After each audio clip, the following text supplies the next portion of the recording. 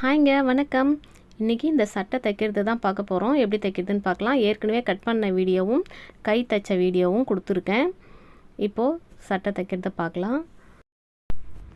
இப்போது இந்த சட்டை துணியை எடுத்து மெயின் துணி மேலே ரைட் சைடில் லைனிங் துணியை வச்சு கழுத்து சுற்றி அடிச்சுக்கலாம். கழுத்து வந்து அடித்து அப்படியே திருப்ப போகிறோம். பீஸ்லாம் கொடுத்து தைக்கலை. இது ஸ்டார் நெக் வச்சு வெட்டணும் இல்லையா, அதை வச்சு சுற்றி தையல் அடிச்சுக்கிறேன். இதில் வந்து நம்ம பார்ட்ரு வந்து மேலே வைக்க போகிறோம் லேஸ் மாதிரி.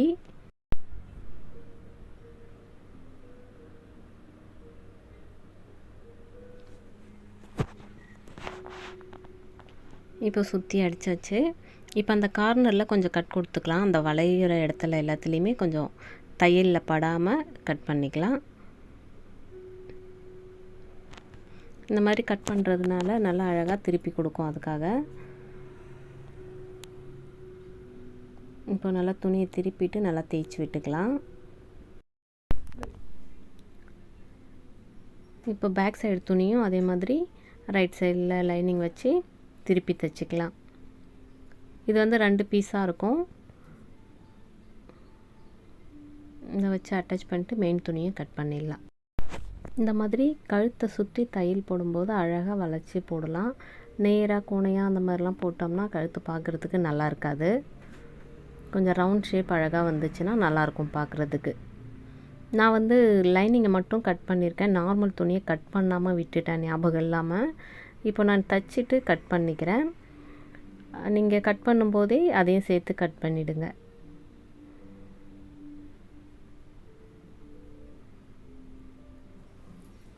கட் பண்ணிவிட்டு சுற்றி தையல் போட்டு எடுத்துக்கலாம்.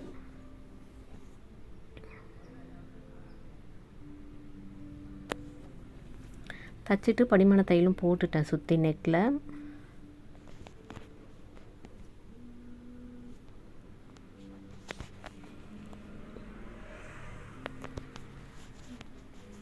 இப்போ 2 பீஸுமே சுற்றி தையல் போட்டு எடுத்துக்கலாம்.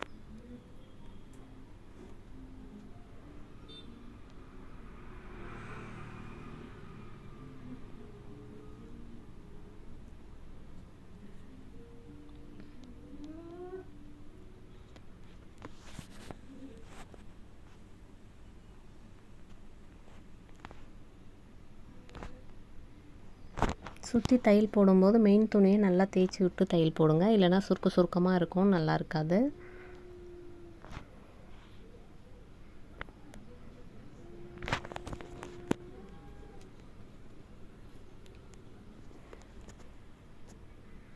இப்போ சென்டரில் ஒரு டாட் பிடிச்சிக்கலாம்.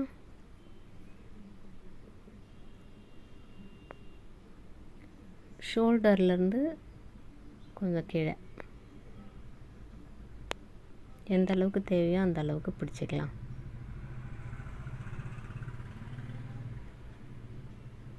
இந்த டாட் பிடிக்கும்போது மேலேயும் கீழேயும் மெயினாக சுருக்கம் இல்லாமல் பிடிக்கணும்.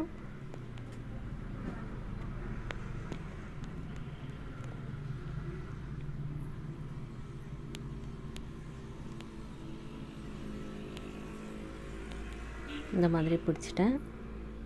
ஃப்ரண்ட்லேயும் பிடிக்கணும், பேக்லேயும் பிடிக்கணும். இந்த மாதிரி டாட் பிடிக்கும்போது கொஞ்சம் ஷேப்பாக இருக்கும் பார்க்குறதுக்கு.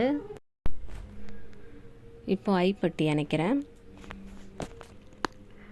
லெஃப்ட் சைடில் ஐப்பட்டியும் ரைட் சைடில் கொக்கிப்பட்டியும் வச்சோம்னா கரெக்டாக இருக்கும். ஐப்பட்டி வந்து 3 இன்ச்சு இருக்கணும். ராங் சைடில் வச்சு ரைட் சைடில் திருப்பி அடிக்கணும். அதே போல் ஊக்பட்டி வந்து ரைட் சைடில் வச்சு ராங் சைடில் திருப்பி அடிக்கணும்.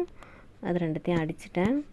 இப்போ அந்த நெக்குக்கு வந்து பார்ட்ரு கொஞ்சம் கட் பண்ணி அட்டாச் பண்ணிக்கலாம். அந்த குட்டி பார்ட்ரு மட்டும் வைக்க போகிறேன். இப்போ இதை 2யும் இணைச்சி தைச்சிக்கலாம்.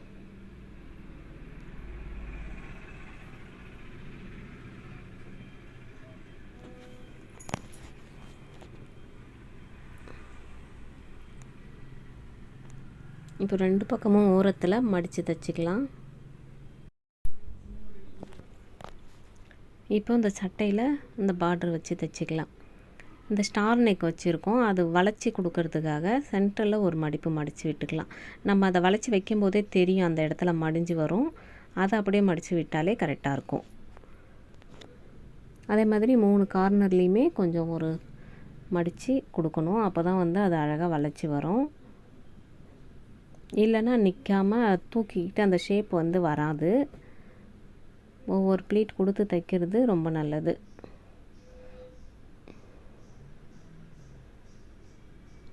ஒரு பக்கம் அடிச்சிட்டேன், இன்னொரு பக்கமும் இப்போ தையல் போட்டுக்கலாம்.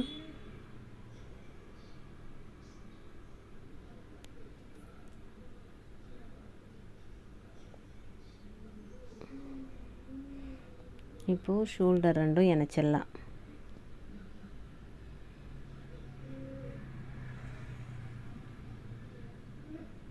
எக்ஸ்ட்ரா இருக்கிற துணியெல்லாம் சுற்றி கட் பண்ணி விட்டுடலாம். இப்போது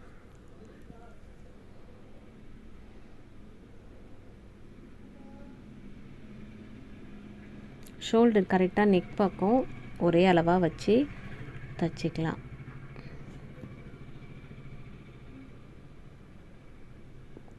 ரொம்ப ஈஸி மெத்தடுங்க. இந்த மாதிரி தைச்சி பாருங்கள், ரொம்ப சீக்கிரம் தைச்சிடலாம்.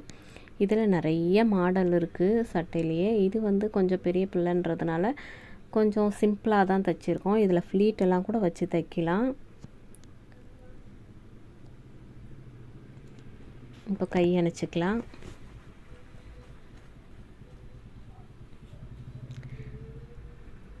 கை தைக்கிற வீடியோலாம் தனியாகவே கொடுத்துருக்கேன், போய்ட்டு பாருங்கள்.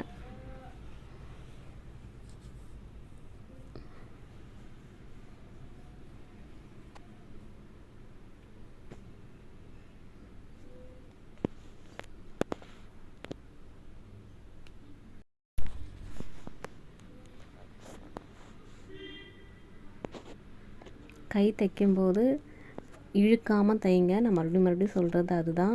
இழுத்தோம்னா ஒரு மாதிரி சுருக்கமாக வந்துடும். துணி இழுக்காமல் தைக்கணும்.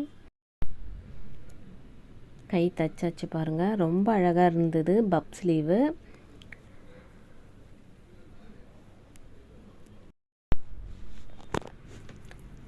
எப்படி இருக்குன்னு சொல்லுங்கள். இப்போ கீழே கொஞ்சம் மடித்து தைச்சிக்கலாம். அது எக்ஸ்ட்ரா கொஞ்சம் துணி விட்டுருக்கேன் பாருங்கள், அதை மட்டும் மடித்து தைச்சிக்கலாம்.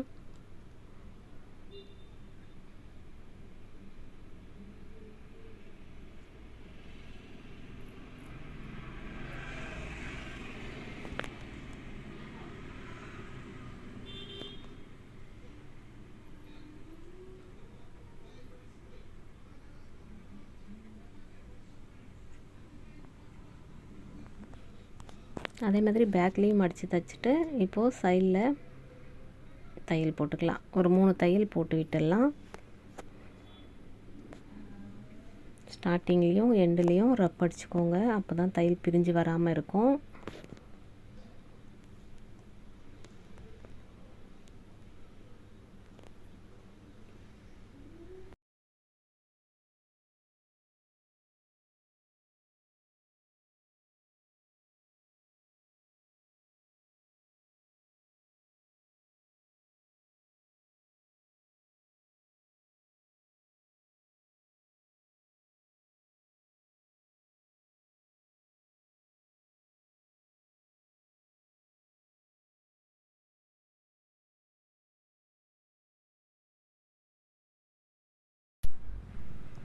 இப்போ இன்னொரு பக்கமும் அடிச்சுக்கிறேன். 2 பக்கமும் 3 தையல் போட்டு விட்டுடலாம்.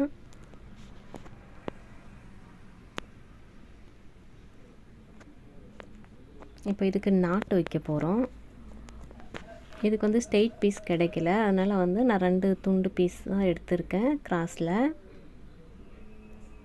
கிராஸ் பீஸ் வச்சு நாட்டு திருப்பும்போது ரொம்ப ஈஸியாக இருக்கும்.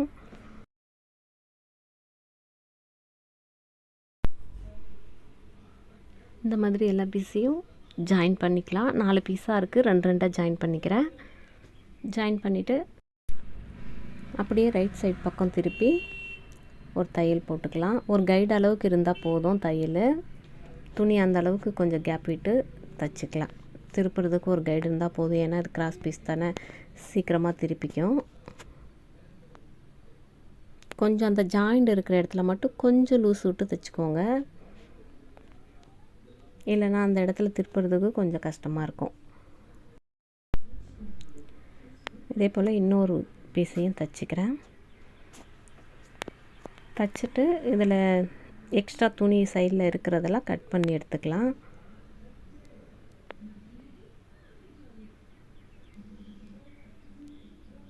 இல்லைன்னா துணி வந்து மொத்தமாக இருக்கிற மாதிரி தெரியும். இந்த மாதிரி ஓரத்தில் கொஞ்சமாக கட் பண்ணி விட்டுடலாம்.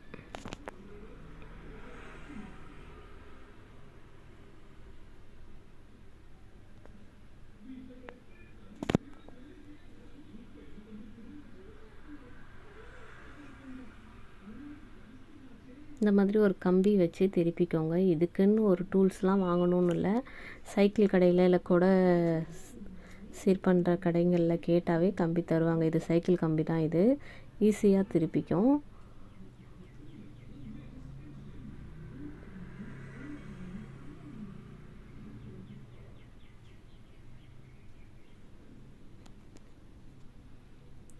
இப்போ இது 4க்கு 4 அந்த பார்டர்லாம் மீந்ததை கட் பண்ணி வச்சுருக்கேன்.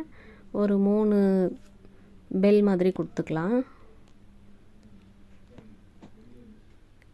4க்கு 4 கட் பண்ணி இதை இப்படி மடிச்சிக்கலாம். 2 மடிப்பாக கார்னரில் சமோசா மாதிரி மடிச்சுட்டு அதை சுற்றி கட் பண்ணிக்கலாம். ரவுண்ட் ஷேப்பு தான் கட் பண்ணுறோம்.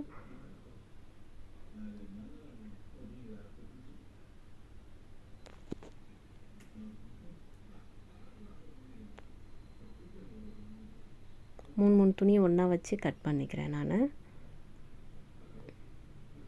இப்படி மடித்து கட் பண்ணும்போது அந்த ரவுண்ட் ஷேப்பை வந்து சீக்கிரமாக வந்துடும். நம்ம ரவுண்டாக கட் பண்ணின்னு இருக்கணும்னு இல்லை.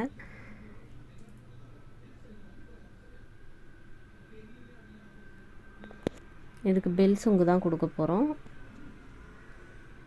கோன் மாதிரி இல்லாமல் இது ஒரு ரவுண்ட் ஷேப்பில் இருக்கும். இந்த மாதிரி மடித்து அந்த ஓரத்தில் நீட்டாக தையல் போட்டுடலாம். இது ரொம்பவே ஈஸி. இப்படி 2ஆக மடிச்சுக்கலாம். அதில் நாட் வச்சுட்டு மறுபடியும் ஒரு மடிப்பு மடிச்சிட்டோம்னா வந்துடும். அவ்வளோதான். அந்த ஓரத்தில் ஓப்பனாக இருக்கிற சைடில் ஒரு தையல் போட்டுடலாம். நான் 3 வைக்க போகிறேன். அப்படியே அதுக்கு பக்கத்தில் இன்னொன்று வச்சுக்கலாம். டிஸ்டன்ஸ் வந்து எந்த அளவுக்கு டிஸ்டன்ஸ் விட்றோமோ அதே அளவுக்கு கேப் விட்டு தைங்க. நான் விடலை, அப்படியே கரெக்டாக வச்சு தைக்கிறேன்.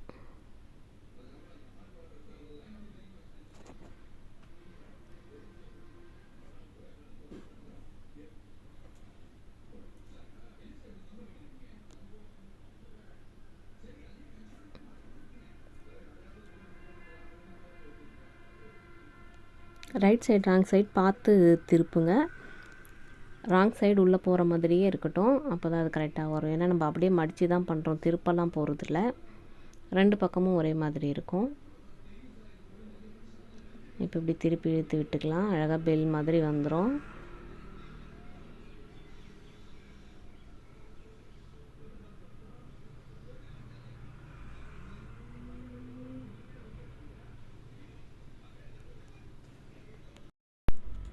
இதே மாதிரி இன்னும் 2 லைன் தைச்சி இந்த கீழே அட்டாச் பண்ணிட்டோம்னா இன்னும் நல்லா பஞ்சாக பார்க்குறதுக்கு நிறைய தெரியும். நல்லாயிருக்கும். அதுவும்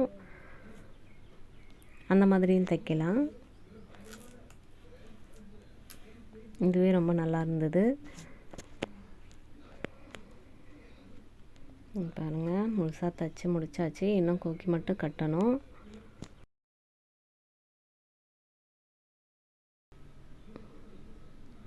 ரொம்ப நல்லா இருந்தது இந்த சட்டை. உண்மையிலே அந்த பாப்பாவுக்கு ரொம்ப சந்தோஷமாக இருந்தது. இதை போட்டு பார்த்துட்டு ரொம்ப அழகாக இருக்குதுன்னு சொல்லிச்சு. எப்படி இருக்குன்னு நீங்களும் கமெண்ட் பண்ணுங்கள். இந்த மாதிரி கண்டிப்பாக தைச்சி பாருங்கள். ரொம்ப ஈஸி மெத்தட் தான். ஈஸியாக தைக்கலாம்.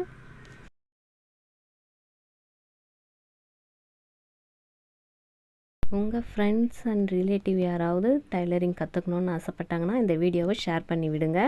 தேங்க்யூ.